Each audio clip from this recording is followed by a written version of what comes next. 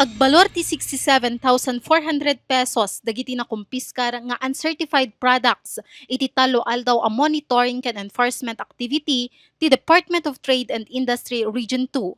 Upat ang munisipalidad dito'y Cagayan tinangiwayatan ti ahensya ti enforcement activity apakaibilangan iti ili ti Bugay, Santa Teresita, Gonzaga ken Santa Ana idi Mayo 13 aging gana 15. Dagiti produkto ang nakumpiskar ket pakairamanan ti self-ballasted LED lamps, low-carbon steel wires ken non-refillable LPG cartridges. Tayo po ay nakakover ng 110 business establishments, no? Comprises of 14 hardwares, 89 retail stores at 7 service and repair shops. Okay, so dun sa tatlong establishmento, sila ay lumabag sa ating tinatawag na Product Standards Law. Ito po ay pinagbawal dahil sila ay nagbebenta ng mga produktong walang ICC o PS mark, no?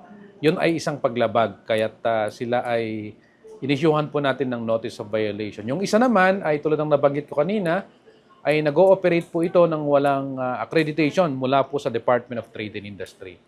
Numapaneknekan adagitoy nga establishmento ket naglabsing iti paganurutan iti babaen ti Product Standards Law ket mapatawan da ti multa at 25,000 pesos agingga 50,000 pesos. Malaksid iti daytoy ket posible pay ang maparikepan ti negosyo da. Dagiti na kumpiskar a produkto ket manamnama adadaelen ti ahensya intun bulan ti Oktubre. Kageddan ti enforcement activity ket nangisayangkat pay ti DTI ti information campaign tapno mapalagipan dagiti business owners may papan iti ICC ket PS mark.